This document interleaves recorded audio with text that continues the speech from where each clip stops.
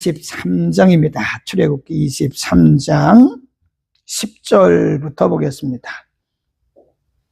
절기에 대한 말씀이에요. 10절, 23장 10절 너는 6년 동안은 너의 땅에 파종하여 그 소산을 거두고 11절 제7년에는 갈지 말고 묵여두어서 내 백성의 가난한 자로 먹게 하라.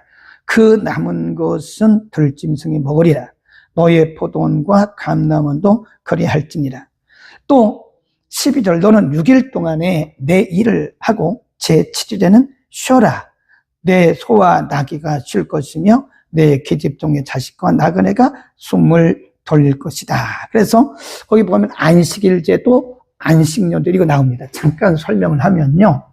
그러니까 일주일을 한 단위로 가장 작은 단위가 뭐냐면 일주일이에요. 일주일. 한 주. 한 주는 7일이잖아요. 그래서 엿새 동안은 열심히 일을 하고 6일 동안은 열심히 일을 하고 일곱째 날은 쉬어라. 그래서 이게 안식일입니다. 안식일. 하나님께서 우리를 이렇게 디자인하시기를 우리의 그 육체적 생체 기능이요 그렇게 디자인이 되어 있는 거예요. 일주일을 한 단위로 봤을 때에 7일 동안 우리가 다 일을 하면 우리는 큰일 나. 이게 하나님께서 디자인해 놓으신 것이 하루는 쉬게 돼 있거든요. 근데 우리가 쉬지 않고 계속하면 우리의 생체 리듬이 깨져버립니다. 그러니까 병드는 거예요. 영적으로, 육적으로, 혼적으로. 반드시 하루는 쉬도록 하나님 그렇게 디자인해 놓으셨다. 이거는 이제 우리가 종교적으로, 영적으로 말하면 6일 동안은 문화명령이라고 해요. 문화명령. 다르게 말하면 이것을 노동명령 그럽니다. 노동명령. 열심히 일하라는 거예요. 네. 하나님께서 주신 엿새 동안 열심히 일을 하고 최선을 다해서 일을 하고 여기는 안식을 해야 돼요. 안식일입니다. 그 다음에 또 조금 더 길게 말하면 7년. 일주고 이것은 이제 7년을 본다면 6년 동안은 열심히 파종을 하라는 거예요. 파종. 네, 6년 동안. 그리고 마지막 7년에는 거기도 안식하라는 거예요. 여기는 파종하지 말라. 묵여두라. 그래서 실질적으로 보면요, 우리가 과학적으로 봐도요, 이 땅이 안 쉬고 계속 파종을 하고 농사를 짓잖아요. 그러면 그 토양 자체가 굉장히 폐허가 된다는 거예요. 그래서 1년은 반드시 묵여둬라.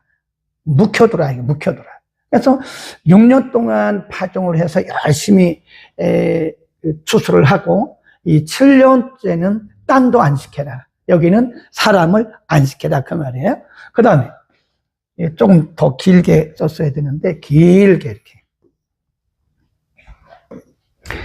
우리가 이제 50년에 7년을 이 안식년이래. 여기를 안식년 그러거든요. 안식년을 7번 하는 7번. 안식년을 7년을 7번. 7 안식년을 하고 그 다음 해, 그러니까 50번째가 되는 날이죠. 50년째가 되는 해. 그러니까 7년 해가지고 7 안식년. 하고 마지막 50년째가 될 때는요, 노예들을 다 해방하라는 거예요. 노예들을 다 해방하라. 네, 돈을 주고 샀든, 가정에서 길리웠던 남종이든 여종이든 다 해방하라. 그래서 그거를 뭐라고 하냐면 희년. 여러분 주빌리라는 얘기 들어보세요. 주빌리가 희년입니다. 50년째 되는. 그러니까 자유를 다 선포하라는 거예요. 모든 종들에게 자유를 선포하라. 그런 얘기. 다시 한번 정리해 볼게요. 끄고요. 다 지우고. 그러니까 이제 이거는 이제 7년, 그래서 안식일 하루입니다. 그 다음에 여기는 7년, 그래서 안식년. 여기는 안식년을 7번, 그래서 여기는 신년, 주빌리. 그래요.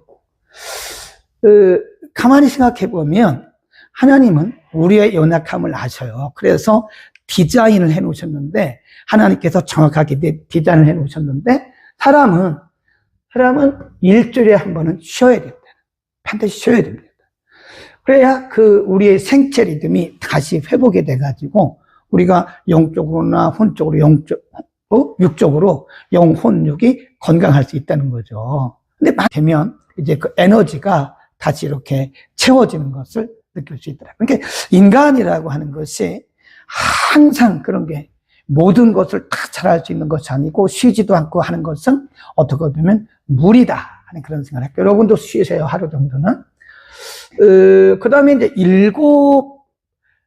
7년 그랬잖아요. 그러니까 이제 6년은 열심히 파종을 하고 마지막 7년째는 그 땅도 쉬어라. 그래야 토양이 새로운 결실을 위해서 영양분이 잘 채워진다. 그 다음에 이제 희년이라고, 주빌리라고 하는 것이 매우 중요한데요. 만일 희년이 없으면 노예들은 평생 노예입니다. 하나님께서 인권을 중요시 여기기 때문에 희년 제도를 만드셔서 그가 태어날 때부터 노예들, 돈 주고 샀던 노예를 해방시키라고 하는 하나님의 긍휼과 자비가 거기 있는 것이다. 그러니까 쉬는 것도 뭐라고요? 사역이다. 그래서 써놓으세요. 휴식도 사역이다. 잘 쉬어야 돼요. 논다는 말이 아니에요. 우리들은 노는 것과 휴식하는 거를, 휴가를 좀 이렇게 뭐라 그럴까, 혼돈한다 그럴까? 보면, 이제 우리가 보면요, 전에 제가 이제 미8군에 자주 갔었는데, 지금은 이제 미8군이 다 평택으로 옮겼죠, 미군 부대가. 그런데 옛날 미8군이 이태원에 있었어요. 용산 저쪽에. 지금 대통령실 우위로 가면, 거기에 미8군 캠프가 있었어요. 험프리 캠프 이런 데 가보면, 이분들은 철저하게 리트릿 합니다. 리트릿이란 말이 뭐냐면 수양. 수양. 또, 우리로 말하면 휴식, 이런 거를 해요. 그래서 그때 미8군에 있는 그 휴양소, 그 휴양소가 뭐냐면 리트릿 센터예요. 리트릿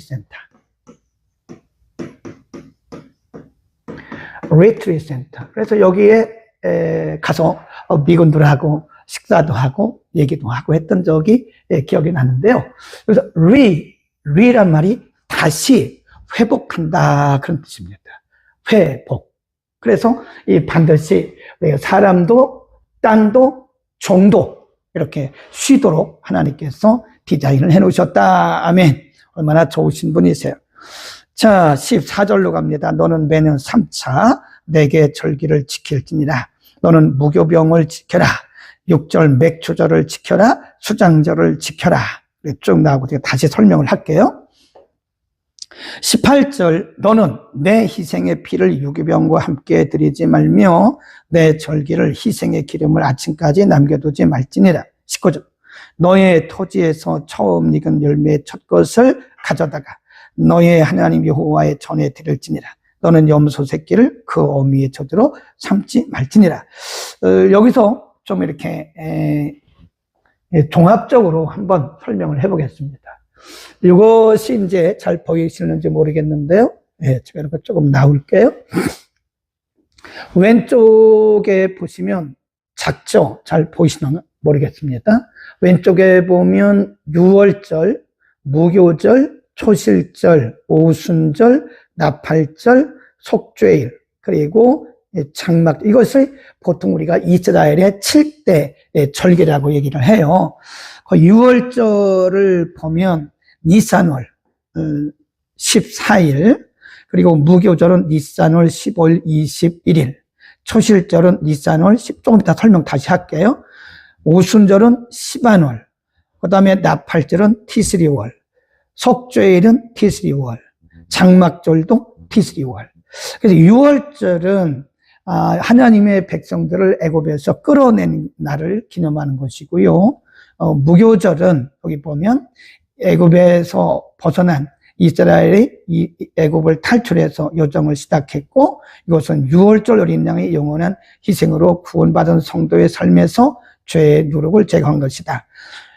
유월절, 무교절, 초실절, 오순절, 나팔절, 속절, 장막절. 그 오른쪽에 한번 보시면요, 유월절 나오죠. 유월절로 애굽의 종살이에서 해방됨. 무교절, 출애굽 이후 홍해를 건너기까지의 고난. 초실절, 홍해를 건너서 상륙하는 장면. 무교절 후 77절, 50일째 되는 이제 오늘날로 말하면 성령 강림절, 나팔절 쭉 나오는데, 한번 다시 이렇게 보시면 더 정확합니다. 훨씬 더 정확하죠? 이런 것들은 이제 여러분들이 이렇게 캡처를 해가지고요, 잘 보관해가지고 보시면 이게 훨씬 더 보기가 편하죠. 니산월은 거기 보면, 여러분 왼쪽에 한번 보세요. 왼쪽에 보면 그 안쪽에 니산월은 유월절과 무교절이 있는데, 오늘 태양력으로 하면 3월과 4월의 그 중간쯤이다. 오순절은 시반월, 그래서 5월이 약간 지나거나 못 미친 때다. 그 다음에 속죄일 나팔절, 장막절은 오늘로 하면 9월 그 언절이 왔다 갔다 하는 것이다. 이렇게 보시면 되고, 이걸 좀 보시면 되겠어요. 그래서 지금 우리가 출애굽기에서 23장에서 말씀하고 있는 것은 세 가지. 6월절, 그리고 쭉 내려가서 이거를 처음 곡식을 거뒀다 그래 초실절이라고도 하고, 나중에 이제 오순절이라고도 하죠. 77절이라고도 하고, 그 다음에 연종에 가서 지키는 뭐가 있죠? 수장절. 그 오늘날 우리가 하는 추수 감사절이다. 그런데요, 요거는 이렇게 참고를 한번 보시고요. 성경 해석 방법. 이제 크게 보면 세 가지가 있는데요. 문자적. 네. 문자적으로 이거를 뭐라고 하냐면 여자적이라고. 여자적. 여란 말은 같을 여자입니다. 그래서 이런 여자를 써요. 글자 그대로 해석을. 그래서 이제 또 하나는 상징적. 이거를 이제 우리가 보통 비유적 해석이라 그래요. 우리가 복음서를 보면 예수님께서는 비유를 많이 쓰셨잖아요. 그건 상징이거든요. 네. 그 다음에 세 번째가 이게 영적 해석이라는 건데, 영해라고 그래요. 이걸 의미적 해석이라고 합니다. 의미적 해석. 의미적 해석 그러는데, 이거 굉장히 위험한 거예요. 굉장히 위험합니다. 그래서 이것보다 더 많이 있을 수는 있는데, 크게 보면 문자적 해석, 그 다음에 상징적, 비유적 해석, 영적 해석, 의미적 해석이 있는데 다 필요합니다. 어떤 부분은요, 우리가 글자 그대로 받아들여요. 여자적으로 해석해야 돼요. 그냥 6월절은 6월절이에요. 맥초절은 맥초절입니다. 그리고 또 수장절은 수장절이에요. 물론 여기에다가 이제 의미를 약간 부여할 수가 있죠. 그런데 여기서 조금 더 나가면 그게 위험한 거예요. 굉장히 그게 하나님의 교회가 하는 7대 절기의 자의적 해석이다. 굉장히 위험합니다. 그 다음에 또 한 가지는 상징적 해석인데, 이것은 예수님께서 비유를 통해서 말씀하신 것처럼 구약에는 상징적 해석이 거의 없죠. 있긴 있으나 어떤 환상을 통해서 보여주신 것 외에는 거의 문자적으로 해석하는 게 맞아요. 신약은 예수님으로부터 시작해서 비유를 많이 쓰셨기 때문에 비유적 상징적 해석 방법은 우리가 아무리 그래도 이 비유적 상징적 해석은요, 그래서 우리가 뭘 공부를 했냐면 역사, 그 성경이 기록될 당시에 역사,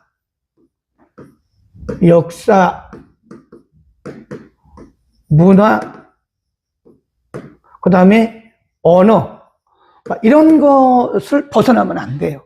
아무리 상징적이라고 할지라도 우리가 그 당시 어떤 역사적 배경에서 이런 말씀을 주셨는가. 그래서 반드시 historical background를 공부를 해야 됩니다. 역사적 배경을 무시하고 성경을 해석하면 영해가 돼요. 영해. 영적인 해석. 다 필요하죠. 그런데 가장 위험한 것이 뭐냐면 영적 해석입니다. 의미를 그냥 성경은요. 귀에 걸면 귀걸이고 코에 걸면 코걸이에요. 그래서 성경은 반드시 정통적 해석을 배워야 됩니다. 신학을 공부하지 않고 설교하는 사람들을 보면 엉터리예요. 엉터리. 은혜는 되죠. 언뜻 들어보면 은혜가 돼요. 사람들이 아멘 그러는데 제가 볼 땐 완전히 3000% 빠진 거예요. 그런데 아멘하고 앉았다니까요. 그거 왜 그럴까요? 문화적 배경, 언어적 배경, 역사적 배경들을 무시하고 성경을 해석하기 때문에 그런 거다. 자, 오늘도 또 성경을 전하고 설교를 하는 분들이 많이 들어오신 것 같은데, 성경을 전하시는 분들은, 말씀을 전하시는 분들은 공부 많이 해야 돼요. 역사적인 배경, 왜 어떤 배경 가운데서 이 말씀을 하셨는가? 네, 문화적인 배경은 무엇인가? 네, 그 예를 들어 하나 보자고요. 예수님께서 마태복음에 보면요, 7장에 보면 너희는 좁은 문으로 들어가라. 좁은 문. 그 narrow gate, narrow gate. 근데 우리가 그 문화적인 배경, 그 이스라엘의 어떤 cultural background를 모르게 되면 이 좁은 문이 뭔지 모릅니다. 예. 그러니까 우리 문화권에서 좁은 문을 생각을 하는 거예요. 예? 그러니까 저도 그랬죠. 또 사실은 성지 순례에 대해서 굉장히 부정적인 사고를 가졌던 사람인데, 이스라엘 성지 탐방을 하고 히브리 대학에서 조금 공부를 하긴 했는데, 그러고 나서 복음서를 보는 눈이 달라졌어요. 제가 잘못 가르친 것도 굉장히 많더라고요. 그 왜 그럴까요? 문화적 배경과 그리고 언어적 배경, 역사적 배경에 대한 정확한 이해가 없기 때문에 그래요. 제가 가보니까요, 그 예루살렘은 이렇게 성이잖아요. 예루살렘 성. 지금은 성은 아니지만 큰 도시잖아요. 근데 그때 당시는 문들이 많았어요. 수문, 어문, 뭐 이런 문들이 있었어요. 거기 보면 작은 문, 이렇게 그런 게 있다고요. 그게 거기 보니까 조그만 문이 이렇게 하나 있더라고요. 이곳은 사람들이 드나드는 곳이 아니라고요. 내려게 좁은 문인데, 짐승들이 왔다 갔다 하는. 그러니까 거룩을 생명같이 여기는 이 유대인들, 이스라엘 백성들은 사람들이 드나드는 곳에 짐승이, 뭐 나귀가 그렇게 다닌 건 아니라고요. 네. 근데 여기 보면 짐승이 이렇게 드나드는 조그만 문이 있어요. 조그만 문. 그게 좁은 문이더라고요. 좁은 문. 제가 체구가 적잖아요. 그럼에도 불구하고 제가 들어가려고 해보니까 너무 힘들어요. 못 들어가겠더라고요. 예를 들어서 이제 그런 경우라 그러는 거예요. 그러니까 우리가 영적인 해석을 하는 사람들에게 여러분 은혜 받았다고 막 그냥 아멘 하면 안 돼요. 네. 아멘도 성경일 때 성경으로 정확히 말씀할 때 아멘을 해야지, 무조건 은혜 된다고 아멘하면 이단들이 말하는 거기도 아멘하고 그냥 끌려가는 거예요. 그래서 영해, 제가 다시 한번 말씀드리는데, 특별히 여러분이 유튜브나 이런 SNS를 통해서 보는 그런 설교 영상 중에 7대 절기에 대한 해석을 하는 분은 거의 절반 이상이 하나님의 교회 안상홍 증인들이 한 것이고요. 또 어떤 분도 있긴 하지만 너무 거기에 너무 영적인 해석을 하지 말라는 거예요. 이해하시겠죠? 네, 그래서 의미적인 해석을 하는 건 좋으나 지나치게 성경을 벗어나서 역사적 배경이나 문화적 배경이나 언어적 배경을 이탈해가지고 성경을 내 마음대로 막 해석하지 말라는 게 큰일 나요. 제가 간혹 이 설교 중에 뭐 이렇게 언어를 얘기하는 것도 어떤 분 조금 오해를 하더라고. 목사님이 뭐 자기 지식 자랑하려고 히브리어 얘기하고 뭐 헬라어 얘기하고 영어 얘기하냐. 절대 그게 아닙니다. 지금 뭘 잘났다고 자랑하게 했어요. 그런 마음이 초도 없습니다. 네. 제가 뭐 영어도 오래 가르쳤고 히브리어 헬라어를 17년 동안 신학교에서 가르쳤잖아요. 저를 자랑하고 싶은 마음이 1도 없어요. 물론 젊을 때는 그런 마음이 있었는지 모르지만 나이 들고 보니까요, 그런 아무런 의미가 없어요. 나를 자랑한들 무슨 의미가 있겠어요, 그게. 그런 오해가 없기를 바라고요. 제가 설교 중에 그런 어떤 언어, 히브리어나 헬라어나 영어나 이런 언어들을 사용하는 것은 바로 그런 의도예요. 언어적인 해석을 정확하게 여러분에게 해드리기 위한 것입니다. 이해를 하시기를 바랍니다. 그렇게 하시면 되고요. 그 다음에 20절로 갑니다. 20절. 내가 사자. 거기 줄곧 이 사자는 누구냐면 천사예요, 천사. 내가 사자를 거기 보면 그랬어요. an angel. 천사 하나를 보내어 길에서 너를 보호하여 너로 내가 예비한 곳에 이르게 할지니. 그 다음에 23절.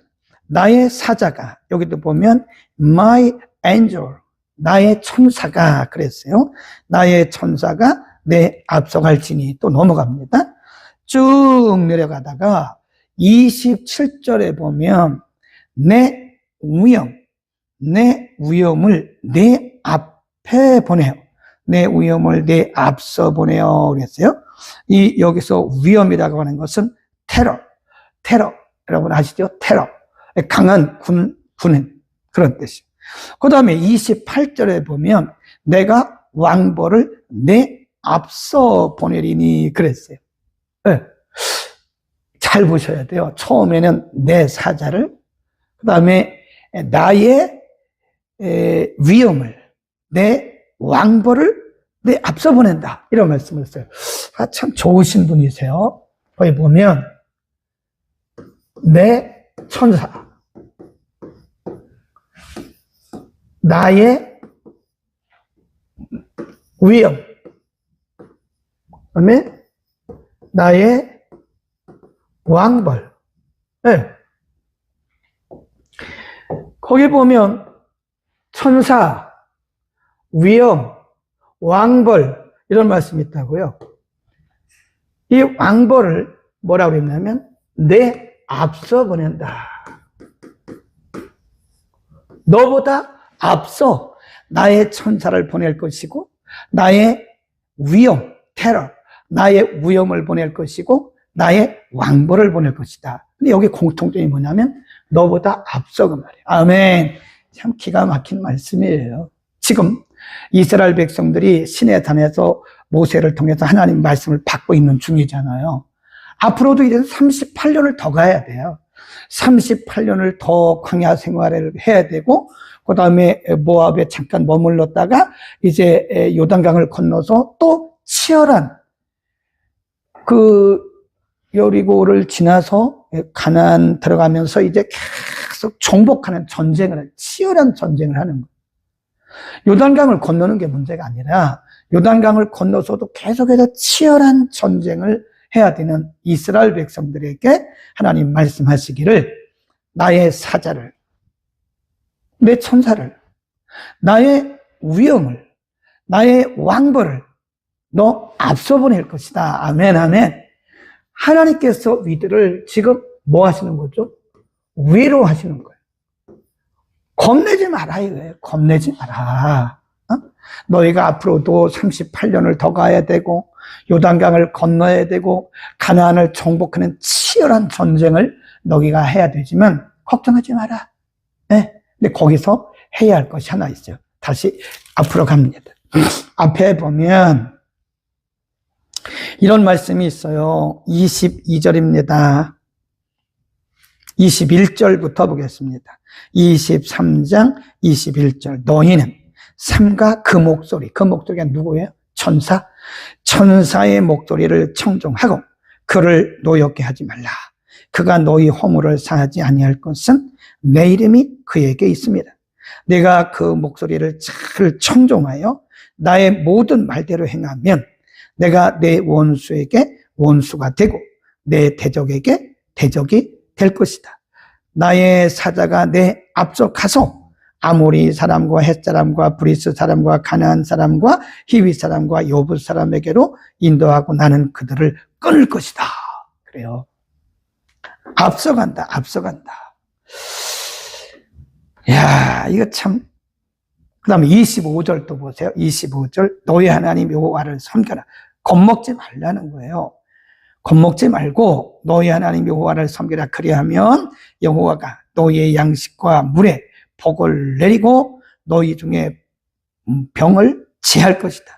내 나라에 낙치하는 자가 없고 잉태지 못하는 자가 없을 것이라. 내가 너의 날수를 채우리라. 그래서 보면 이렇게 나의 천사를, 나의 위엄을, 나의 왕벌을 너 앞서 보내서 결국은 내가 대신 싸운다는 거예요. 하나님이 대신 싸운다. 대신 싸워서 결국은 그 목적지 가나안 땅에 이르게 할 것이다 하는 것입니다. 그러면 지금 이스라엘 백성들에게 요구되는 것이 뭐죠? 그냥 거기 하나님께 초점을 두면 되는 거예요. 그냥 방황해. 그래서 민숙이란 말은요, 베미드바 광야에서 방황 그런 뜻입니다. 방황. 민숙이란 말이 방황이란 뜻이에요. 이게 광야에서 방황.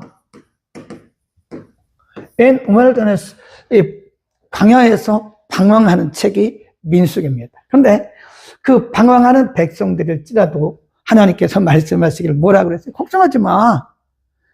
하나님께서 계속 앞서가시는 거예요. 앞서가시는 거예요. 예, 방황해도 여전히 하나님은 그들 중에 계시는 거예요.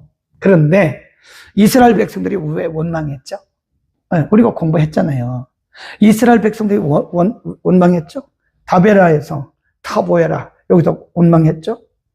또 가데스 바네아에서 또 원망하고 여기서 많은 사람들이 죽었죠?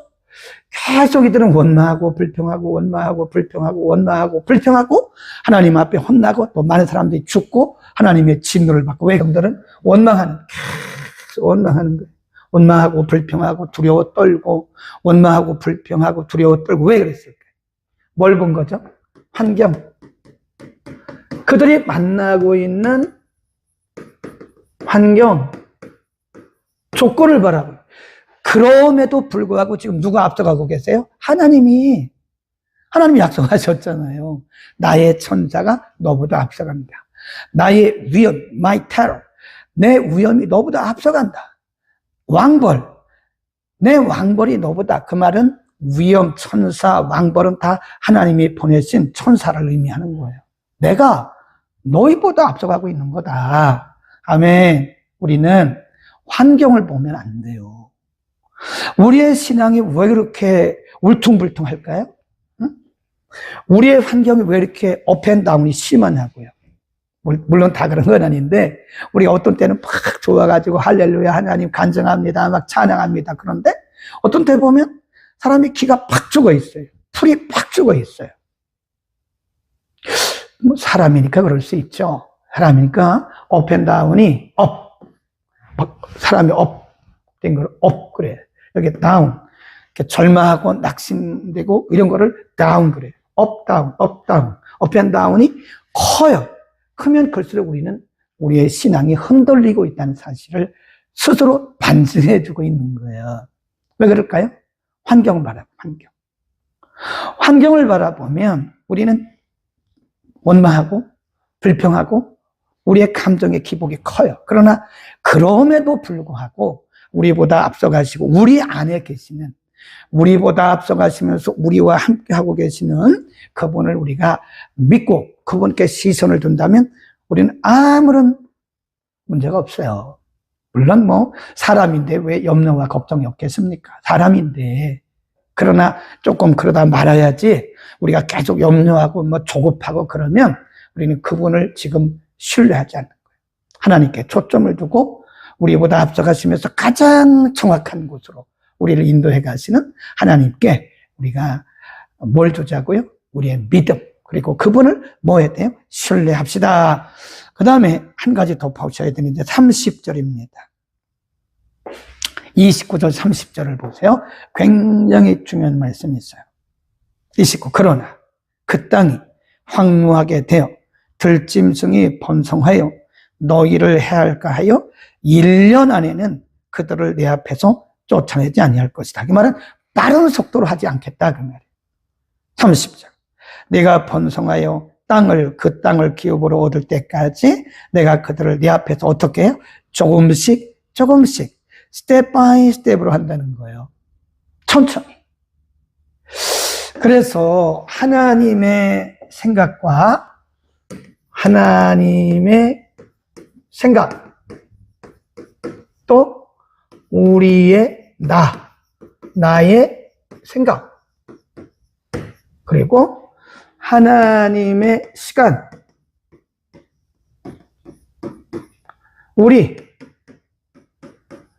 나의 시간, 이거는 엄청난 차이가 있어요. 네. 우리의 생각은 뭐죠? 우리의 생각은 지금 당장이에요, 지금 당장. 네. 지금 당장 나에게 만족이 있어야 되고, 지금 당장 뭔가가 성취가 되어야 된다고요.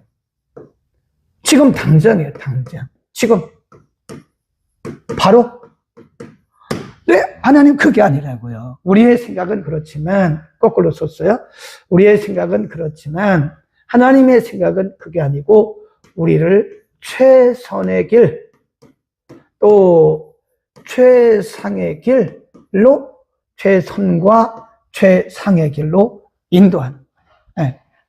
시간도 마찬가지예요. 우리의 시간은 굉장히 급합니다. 네, 그리고 하나님의 시간은 급하지 않아요. 하나님의 정확한 시간, 하나님의 시간이 있어요. 우리는 그거를 뭐라고 하냐면 His own time, 그분의 시간이 있어요. 그분의 시간이 있다니까요. 우리가 기다리지 못하는 것은요, 그분의 시간에 대한 신뢰가 없기 때문에 그래요. 아브라함은 하나님의 그 약속이 몇 년 만에 이루어졌어요? 25년 만에 이루어졌대요. 요셉은 17세에 팔려가지고요, 30살에 애굽의 총리가 됐으니까 하나님의 그 약속이 이루어지는데 13년 걸렸어요. 다릅니다. 우리의 시간과 하나님의 시간은 달라요. 그러니까 우리가 너무 조급해서는 안 돼요. 우리에게 있어서 조금 단점이 뭐냐면, 저도 그렇고 여러분도 그렇고 너무 조급증에 빠져 있어요. 빨리.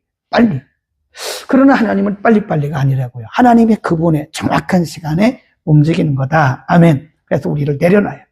우리의 시간도 비워야 돼. 우리의 방법도 비워야 돼. 너무 빨리. 하나님 그렇게 하시지 않는다 그래서 뭐라 그랬어요? 조금씩 30절에 보면 그들을 내 앞에서 조금씩 쫓아내라. 아유 하나님, 우리가 지금 40년 동안 광야에서 이렇게 고생하고 어렵게 요단강을 건너가지고 이 가나안 땅에 들어왔는데 하나님 좀 한 달 안에 해주시면 안 돼요? 그렇죠? 하나님 그 2달 안에 해주시면 안 돼요? 하나님 전능하신데 하나님이 하시면 뭐 일주일도 가능한데 하나님 일주일 안에 해주시면 그건 우리의 생각이고 우리의 시간이라는 거예요. 우리는 몰라요. 그러니까 우리는 그분을 전적으로 신뢰해야 돼요. 우리의 할 일, 그런 하나님을 우리가 믿는다면 우리는 하나님께 시선을 두고, 우리의 시선을 하나님께 두고, 그 다음에 하나님을 절대적으로 신뢰해야 돼요. 절대적으로 신뢰해야 돼요. 그분은 실수하는 분이 아닙니다. 우리는 실수하죠. 그러니까 내 생각, 내 뜻, 내 시간에 맞춰놓고 어떤 분들이 막 기도하는데 내가 환상 중에 그 시간을 봤다고 하나님이 언제 응답, 그런 것도 믿지도 마세요. 어떤 사람이 기도하다가 뭐 응답을 받았대. 집사님, 내가 기도하다 응답 받았거든. 하나님이 다음 주 15일 날 응답해 주신대. 무당입니까? 무당? 그 무당이지. 그게 무슨 하나님의 시간 우리가 어떻게 알아요? 그 예수 무당들이 많아요. 보면 그 예수 믿는 걸 무당 믿듯이 믿는 사람들이 많아요. 우리 교회 말고 다른 데. 요즘에는 별로 없더라고. 옛날에는 그런 무당들이 너무 많아요. 예수 무당들이 막 자기가 뭐 환상 중에 봤는데 뭐 2월 15일이다 뭐 언제 나간다 그래. 어떤 분이 이제 전세를 내놨대잖아요. 집을 전세를 내놨는데 안 나가는 거예요. 안 나가. 그래서 어떤 분에게 기도를 부탁했대요. 지금 우리는 가야 되고, 우리 집은 빨리 나가야 내가 이게 돈을 받아가지고 가는데, 그거 어떻게 하죠? 기도 좀 해주세요. 그랬더니 이제 기도 부탁을 했대잖아요. 그분이 말하기를, 집사님 걱정하지 말아요. 하나님께서 3월 19일 날 집 나가게 해주셨대요. 3월 19일 딱 됐어요? 아무런 흔적도 없어요. 아무도 보는 사람이 없는 거예요. 왜 그런 일을 하죠? 그런 거 하지 말라니까요. 혹시 여러분 가운데 그런 감동이 오면, 이거는 하나님이 내게만 주신 참고사항이라 그렇게 생각을 해야지. 이걸 발설을 해가지고 언제 뭐가 이루어진다. 그건 아무도 몰라요. 하나님밖에 몰라요. 예수님의 재림도 예수님 뭐라고 그랬어요? 하늘에 있는 천사도 모른다. 오직 하나님만이 그 재림을 안다. 재림의 날짜를. 그러니까 여러분 가운데 혹시 뭐 재림의 날짜를 맞췄다고 내가 환상 중에 봤다고 다 거짓말이에요. 그건 다 이단이에요. 누구라도 대한예수교 장로의 합동측이라고 한다 할지라도 예수님의 재림의 시간을 말하면 그건 틀림없이 이단이에요. 잘못된 거예요. 믿지도 말라니까요.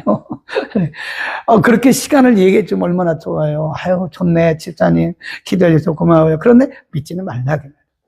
하나님의 절대적인 시간이 있는 것이다. 아멘. 자, 넘어갑니다. 24장. 또 모세에게 이르시되 너는 아론과 나답과 아비와 이스라엘 장로 70인과 함께 여호와께로 올라와 멀리서 거기 줄고 놓으세요. 멀리서 경배하라. 그리고 2절 너 모세만 여호와에게 가까이 나오고 그들은 가까이 나오지 말며 백성은 너와 함께 올라오지 말라.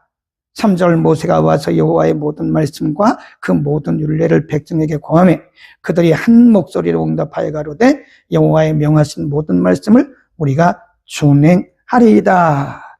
그러면 쭉 그런 말씀이 있고요. 9절 모세와 아론과 나답과 아비후와 이스라엘 장로 70인이 올라와서 이스라엘 하나님을 보니 그 발 아래에는 천국을 편듯하고 하늘같이 청명. 이건 뭐냐면 하나님의 임재. 하나님 눈으로 볼 수 없어요. 어떤 가시적인 현상을 통해서 그분의 임재를 나타내 주신 거죠. 하나님이 이스라엘의 존귀한 자들에게 손을 대지 아니하셨고 그들은 하나님을 보고 먹고 마셨더라. 쭉 내려갑니다. 12절 여호와께서 모세에게 이르시되 너는 산에 올라 내게로 와서 거기 있으라. 너로 그들을 가르치려고 내가 율법과 계명을 친히 기록한 돌판을 내게 주리라. 모세가 그 종자 여호수아와 함께 일어나 하나님의 산으로 올라가며 장로들에게 이르되 너희는 여기서 우리가 너희에게로 돌아오기까지 기다리라. 아론과 훌이 너희와 함께 하리니 무릇 일이 있는 자는 그들에게도 나아갈지니라. 16절 여호와의 영광, 그 줄겁습니다. 임재를 상징하는 거죠. 여호와의 영광이 신의 산 위에 머무르고 구름이 6일 동안 산을 가리더니 제7일에 여호와께서 구름 가운데서 모세를 부르시니라. 산 위에 여호와의 영광, 임재입니다. 계속해서 여호와의 영광 있잖아요. 여호와의 영광이 이스라엘 자손의 눈에 맹렬한 불같이 보였고 모세는 구름 속으로 들어가서 산 위에 올랐으며 40일 40야를 산에 있으니 그거예요. 40일 40일. 자, 그러면 지금 여기가 이제 신의 산이라고 합시다. 예, 신의 산이에요.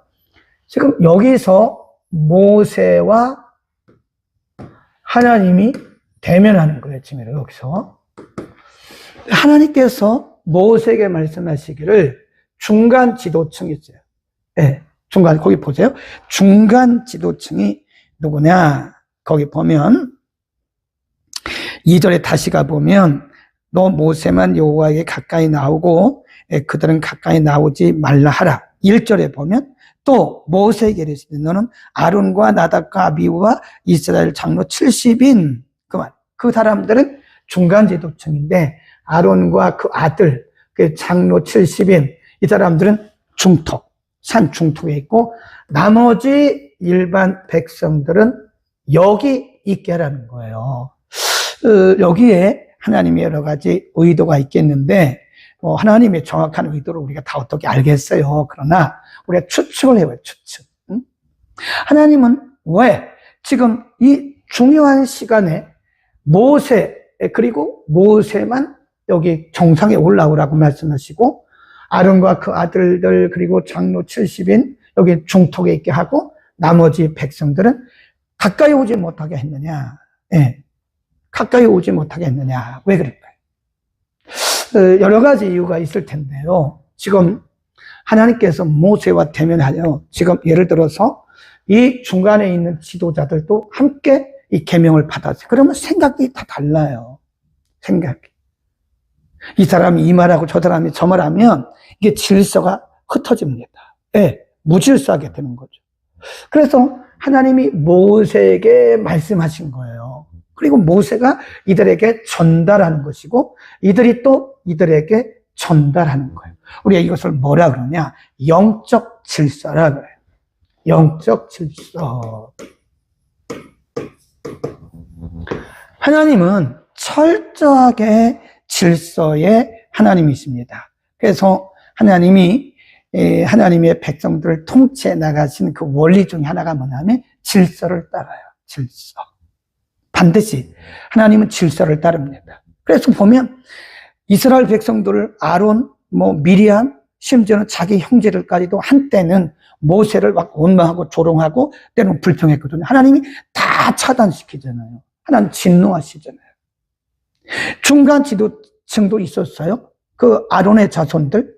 이 사람들이 또 모세를 원망하니까 하나님께서 다 처리하시잖아요. 왜 그러죠? 모세가 완벽해서 그런가요? 그게 아니에요. 질서를 허물기 때문에 그런 겁니다. 오늘날 교회도 마찬가지예요. 목사가 무슨 여러분들 믿음이 좋은가요? 꼭 그런 건 아니에요. 저보다 어제 말씀드렸잖아요. 우리 성도들 가운데 저보다 믿음 좋고 기도 많이 하신 분들 여러 분 계십니다. 네. 저는 결코 제가 여러분보다 믿음이 좋고 기도를 많이 해서 하나님이 저에게 말씀 가르치라고 한 건 아니라고 생각을 합니다. 이건 하나님의 주신 권위예요. 또 우리 교회 중에서도 보면 또 영적인 은사가 있는 분들도 있어요. 그런데 역시 하나님은 질서를 따라서 움직입니다. 절대로 질서를 따라 움직여요. 그래서 여러분 참고적으로 알아야 할 것은요. 하나님의 교회, 저도 여기 수평선상에 있는 거예요. 우리가 다 수평선상에 있는 겁니다. 목사가 여기고 장로님이 여기고 권사님, 이건 아니라고요. 이건 수직적인 관계가 아니에요. 교회는 수직적인 관계가 아니에요. 그러나 질서는 있어요. 질서가 있다고요. 그러니까 저도 여기 있고 여러분 다 여기입니다. 우리가 특별한 거 아니에요. 다 여기서 각각 하나님이 주신 사명을 따라 은사대로 섬기는 거라고. 그런데 여기에도 질서는 있어요. 계급은 아니라고요. 계급은 아닌데 여기에 질서가 있어요. 그래서 이 질서를 깨뜨리는 자들은 하나님께서 구약이나 신약이나 마찬가지더라고요. 네. 질서를 잘 따르는 것이 그게 성숙한 신앙인입니다. 생각해 보세요. 교회 안에서 이 사람이 이 말하고 저 사람이 저 말하고 저 사람이 저 말하고 나는 이렇게 생각한다고 나는 이렇게 생각하고 나는 이런 계시를 받았다고 나는 이런 계시를 받았다고. 고린도전서 12장과 14장에 봐보면 예언과 방언에 대해서 말씀합니다. 거기 보면 어떤 사람이 이렇게 여러 명이서 이렇게 이제 방언을 해요. 같이 이렇게 공동체에서 모여서 기도를 하는데 이 사람이 방언을 하면 다른 사람 방언하지 말라는 거예요. 그러면 옆에 있는 사람이 통변을 하라는 거예요. 그 전에 하나님이 모세에게 가르친 말씀이 뭐냐면 성막을 지으려면 이제 그 헌물을 받아야 되지 않겠습니까? 헌물. 성막을 짓기 전에 헌물을 받아야 되는데 하나님께서 이 성막을 지을 헌물을 준비하는 과정을 25장에서 말씀해 주셨어요. 하나님 전능하신 분인데 굳이 그 어려운 광야를 통과하고 있는 사람들에게, 백성들에게 받을 이유가 뭐가 있어요? 그러나 하나님 그 방법을 쓰셨어요. 그럼 어떻게 하느냐? 25장 1절 보세요. 2절까지. 25장 1절 여호와께서 모세에게 일러 가라사대 이스라엘 자손에게 명하여 내게 예물을 가져오래 하고 거기입니다. 무릇 즐거운 마음으로 내는 자에게서 내게 드리는 것을 너희는 받으라. 그것만 받으라. 즐거운 마음으로 차원에서 드리는 것만 받아라. 그 다음에 9절 무릇 내가 내게 보이는 대로 내 마음대로 하지 말고 내 생각대로 말고 내 경험대로 하지 말고 내가 너에게 가르치는 대로 무릇 내가 내게 보이는 대로 장막의 식양과 그 기구의 식양을 따라 치어라 그랬어요. 40절 너는 삼가 이 산에서 내게 보인 식양대로 해라. 네 마음대로 하지 마라. 40장에 가보면요, 계속 나온 그 말씀이 뭐냐면, 여호와께서 명하신 대로, 여호와께서 명하신 대로, 여호와께서 명하신 대로. 노아도 그랬다. 노아도 뭐를 지었죠? 노아의 방주를 짓잖아요. 방주를 지을 때도 보면 하나님이 다 알려주셨어요. 크기 얼마, 높이 얼마, 넓이 얼마, 모양은 어떻게, 재질은 뭐고, 외부는 어떻게, 다 말씀. 거기 보면 하나님께서 노아에게 명령하신 대로, 말씀하신 대로. 여기도 보면 지금 하나님이 모세에게 네 마음대로 하지 말고 내가 너에게 가르쳐준 대로 해. 그리고 나중에 40장에 가보면 하나님께서 모세에게 명하신 대로 하였고 거기에 하나님의 영광이 가득 찼다. 성막론 기대하십시오. 이 성막론을 잘 배우면요, 성막론은 복음이에요.